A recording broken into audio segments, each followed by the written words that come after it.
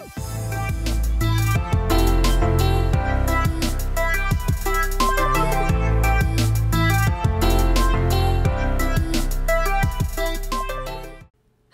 and welcome back to Dynamic Dune. Today we are discussing the marketing tab and the production tab of the Capsing Decisions. So we will start in the marketing tab and go with price. So how should we price our products? So as you know, what I am doing right now is a broad differentiator. So as a broad differentiator, we want to have both average pricing for our products and good products in terms of quality, positioning, and all that. So let's get starting. For the price of traditional, we have 28 in terms of price. So how can we decide whether 28 or 35 or 40 is good price for this? We need to look at the Capsim Courier report. So we look at the report and we say, okay, for traditional segment, we look at the customer buying criteria and we say price. Customers want a price that is between $20 and $30, and the importance of price for customers is 23%. So the price for customers is relatively important, and it needs to be between $20 and $30. So we go and say, okay, so how can we know that 20 is going to be good or 30 is going to be good for us? So as our strategy, we are a broad differentiator and we need to have above average pricing. So we look at our competitors. How are they pricing the products? However, right now in this round, we can see that our competitors and us, we have the same pricing here. And the reason that we have the same pricing, it's because this is the first round and no one has changed their pricing yet. So what we say is, okay, then the main thing that we need to pay attention to right now is our contribution margin. So we go and say, okay, what is our contribution margin if our price is $28? We go to see that in production. So we go to the production tab and we see for Able, this is Able, and we see here that contribution margin for Able is 29.4, 29%.4. That's not very good. It's a little bit low, so we want to have our price a little bit higher. So we go and say, okay, so we are gonna start with 29.5. And why I didn't go higher than that, it's because if we looked in here, 30 is the maximum. So I don't want it to be at the maximum. I want it to be a little bit less. So I put it at 29.50. And if you're playing the simulation with people, I would recommend putting 49, because a lot of people like to put their numbers with like constant numbers, like for example 10, 20, 30, 40, 50, 60. But if you do this, if there are some competitors who put their products at 29.50, your product is going to be rated better than theirs because it's a little bit cheaper. So, you know, just do like that, just like real businesses. And we recalculate that. And then we go and check production. As you see, our contribution margin increased to 33%. And that is amazing. So 33 is perfect. We like that. So we go and say, okay, so we want this price. And then we go and look at the low end segment, Acre. So Acre is in the low end segment. We go and say, okay, how is what is the price that customers want? Price is very important in the low end segment. It has 53% importance to customers, and customers want a price that is between $15 and $25. $15 and $25. So we say, okay, so we want to have our price a little bit cheaper. Yes, we are a broad differentiator, and we should price our product above average. However, if we do that, we're gonna lose sales because customers will not want to buy our product, because price is very important for customers in the low-end segment. So we go and say, okay, let's compare it with our competitors. And again, since this is the first round, I'm not gonna be looking at these because the price is all the same, nothing changed. However, for you, in the next rounds, you need to look at the competitor's price and try to figure out how you should price your product a little bit less than them, so you can have better customer survey. Okay, so for this we say, okay, we want to know what is our contribution margin before we change the price. So we go and say, we go to the production, and then our contribution margin for the low end is 26.4%, which is very, very low. So we want to increase our price then. So we go and say, okay, that's very low, and we want to go to marketing, sorry about that, and say, okay, then let's put our product priced at 23.5 or 23.49. And then we go back and check in the production and see.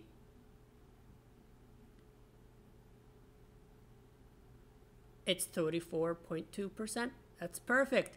And why are we changing our contribution margin this way? Because if you watched my first video, balanced scorecard video, you will know that we need to have an average of 36% contribution margin to get full credit for contribution margin in the balanced scorecard. So we want to make sure that we get higher contribution margin. Okay, so we go and say, okay, so this is our price is good for the low end. So we go and say, okay, what is for high end? And we see here, go to the high end and say, okay, price is very it's not important for high end, and it's only 9% importance for customers, and the customers want between 30 and 40. So we say we will put our price very high because customers don't care about the price. So we go and say, let's put it at 39.99, just 1 cent less than 40. And then we go and check our contribution margin. It's 37.7. Perfect. And then we go back to marketing and we say, how is the performance segment? So AFT is in the performance segment. And we say, okay, so price is 19% importance for customers, and price needs to be between 25 and 35. So we want to know what is the contribution margin for this. We go and say production. Contribution margin is very, very low, 23.3%, very low. So we want to put the highest price that we can put. And the highest price that we can put for this is 35. So we go and say 34.99. And we look at production. And if you see here, it's increased a little bit, but it's not the best, but it's okay. So we go and say, okay, let's go back and see Agape, and it's in the size segment, and price is 25, and it has to be between 25 and 35, and it's 9% importance, which is not important for customers. So we say, okay, then we're gonna have to put price at the highest possible, and we go and say 34.99, and we go and check our contribution margin. Our contribution margin is 34.3. That's good. So we want to know what is our projected average contribution margin? So we can go to performance and we go to balanced scorecard, and we can see here that the contribution margin is 1.8, and that is not right because I still haven't recalculated this. Sorry, that was before. Oh, I actually did recalculate this. So why is it like that? Let me go and check why it's like this and be back.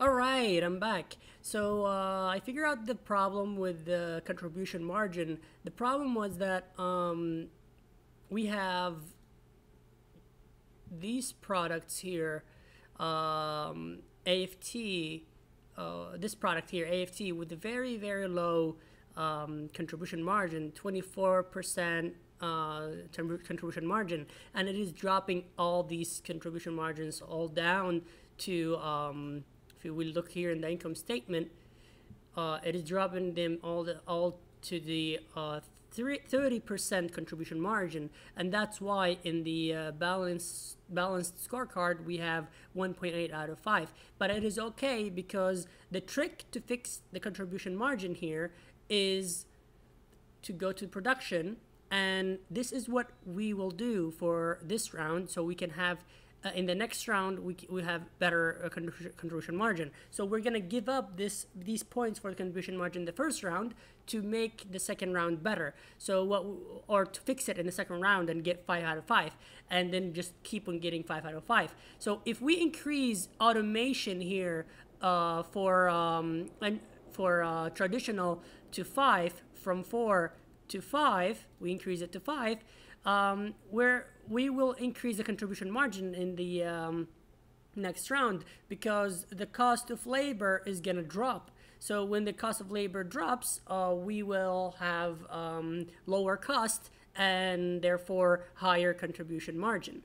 And for the low end segment, we're gonna increase it from 5 to 10, which is the maximum. This is a lot of investment, but it is okay because this is gonna fix your contribution margin for the whole 8 rounds of simulation. So we increase it to 10, and therefore the cost is gonna drop greatly, and your contribution margin for the low end is gonna be in the 60s, 70s, or even higher than that. It's gonna be crazy after that. You're gonna be making a lot of money from the low income segment, and therefore you're going to be controlling the price, basically dropping the price very low, and getting a lot of sales and controlling the market. So don't worry about the contribution margin now. We will get it in the next round. This round, it's okay, we can leave it that way. Just remember, while I'm doing this right now, do not copy the numbers that I put.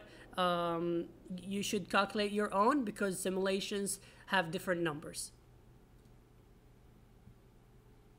So I'm only showing you the way, and you should do it yourself. So in the previous video, I discussed with you guys the promotion and the sales budget. So please go and check that video. I will put the link to this video right now on the top right corner of the video, or you will find it in the description down below. So just scroll down and watch that video. I explained there why I put 2,000 here and 2,000 here.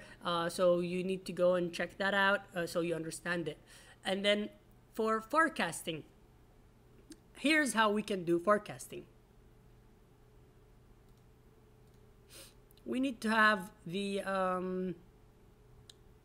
CAPSIM courier out, and then we look at firstly we look at the traditional segment, because it's the first segment in here. So we look at the traditional segment and we say, okay, the total industry demand in units, it was 4,860 units last round, in round 0.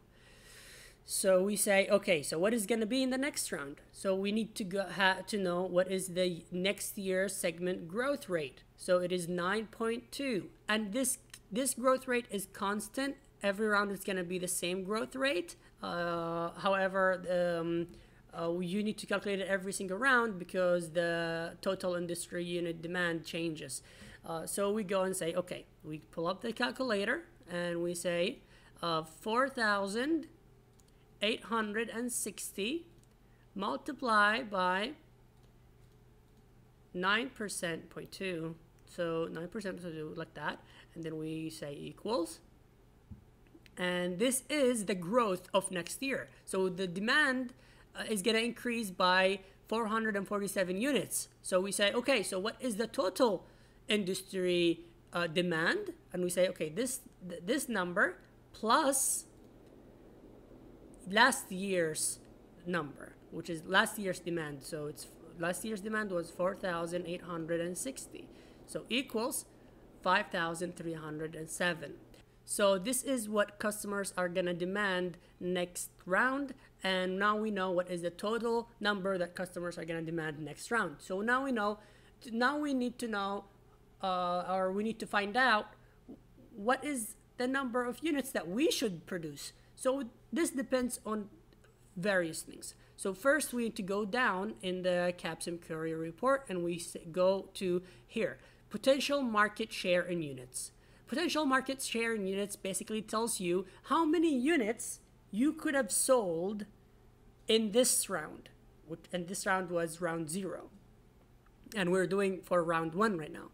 So we go and say, okay, Able, traditional, this is a traditional, Able sold 26% or had a potential market of 26% of the traditional segment, and Able's actual market share was 26%. And these numbers are the same. Why? Because in round 0, the computer did it for us and it calculated everything equally between everyone. So this is not gonna happen probably in the next rounds. We're not gonna have it perfect unless we are very lucky. We might be very close to it though. So 26% is the potential.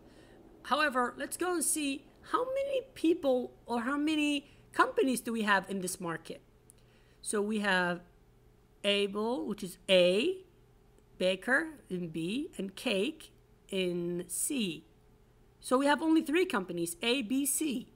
So what that means is that we need to calculate, or we need to take in consideration that we have only 3 companies, and each company has only one so far in this round. Each company has only one product in each segment. So we say, okay, what we will do then is say that we will not get less than 33%, because remember, if you watch the R&D video that I made, we actually designed very good products. So we have really good products.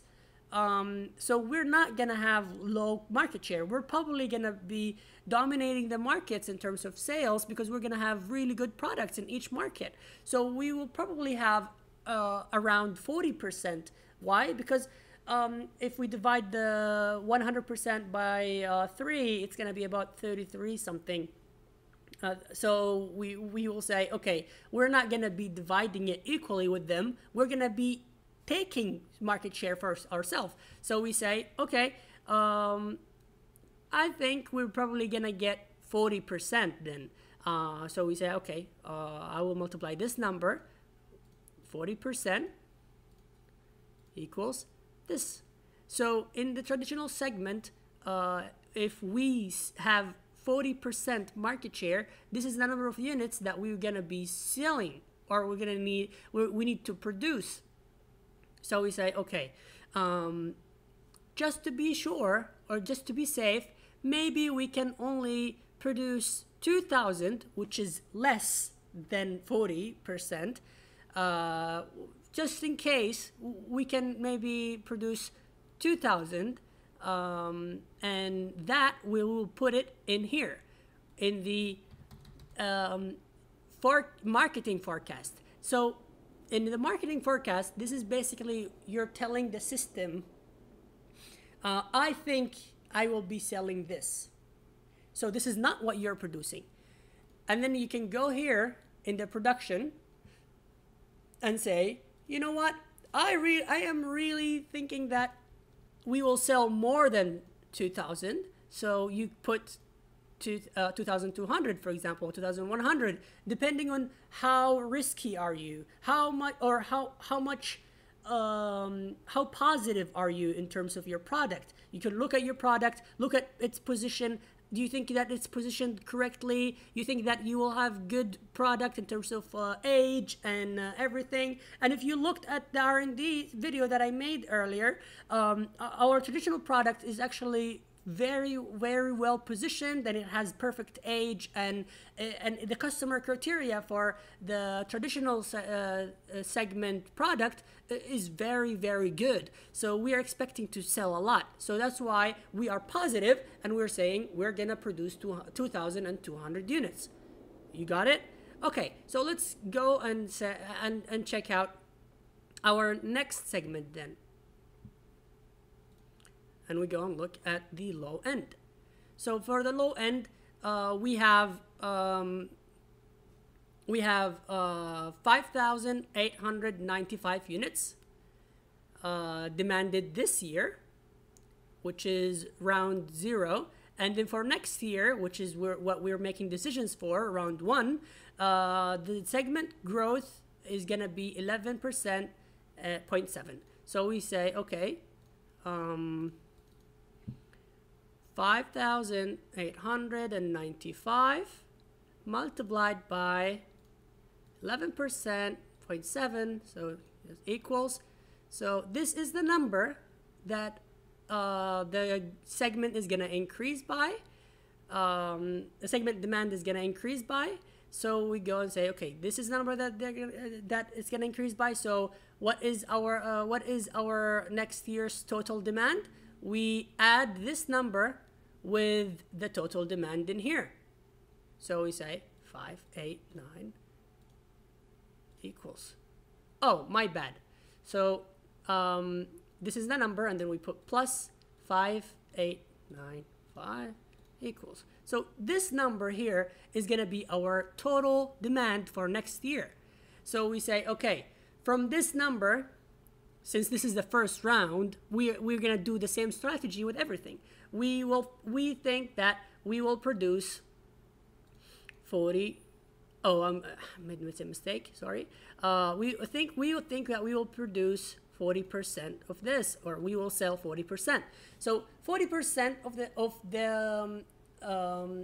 that number is 2,633. So we say, okay, let's see. Are we positive about the low end segment? If you watched my previous video, we are actually selling at a high price for the low end segment. So we're not gonna be selling a lot. So we're not very positive about it. So, however, we're gonna say, okay, in here we're gonna say that we're probably gonna sell 2,600, which is 40%, and then in the production we will increase it just by a little. So I increase it only by 150%, and we have 2,750. We might not sell everything in this product here. We might not sell everything, but it is okay. It's okay. Because remember what we're doing is that we just increase the automation to 10. So when we increase the automation to 10, for next round we're gonna be selling at a very low price and high contribution margin, and the customers are gonna demand a lot of products, a lot of units from us. So we need to get ready for that. And then we can go and check the high-end segment. And we say, okay, then what is the high-end segment? The high-end segment's demand is 1,680. And the growth rate is 16%, 0.2. So we say, okay, 1680 multiplied by 16% too. So equals this. This is the number of units that will be the increase in units of demand. So we say this this number plus the old demand equals this number. So 1952 is the number of units that will be total industry demand for next round. So we say, okay, what is 40% of this? Okay, 780. Okay, but we also need to remember that we don't have the best high-end product yet, because our product is not gonna finish until December, and this what I'm saying this is for whoever watched the R&D video will understand this, because we discussed that in the R&D video. Please go and check that. I put the link in the description. Go and check it out so you can understand what I'm saying here. So yeah, so we don't have the best high-end product, so therefore we're gonna be kind of not very positive. We're gonna be kind of negative and risk averse in terms of forecasting. So we go and say, okay, so for Adam we're probably gonna be producing 800 units, and then we go, this is the forecasting for marketing, and then we go here and produce 900 units. And the reason why we produce 900 units, it's because if you see here, the total capacity is 900, so we need to produce at least like around 100%, so we can get full credit in the plant utilization in the balanced scorecard. So if you see here, the plant utilization is 5 out of 5 because we're producing at 100% capacity average of the total production. So this is fine right now. Okay, and the last thing that I want to discuss with you guys is in production here. So for automation, you need to keep your automation low for the high-end performance and size, because you will be because the drift for these segments is very high, and you're going to be changing the location, the positioning a lot, because if you are a broad differentiator, you want to have the best products. So we need to keep the automation low. So I keep it around 3 is good, and then when we reach to TQM, we can increase automation to 4 in here, and that will allow us to have a lower cost and therefore higher contribution margin and more profits. So this is the last thing that we want to discuss for this video. If you have any questions, please leave me comments in the comment section, and give me a like, subscribe, and I will see you in the next video.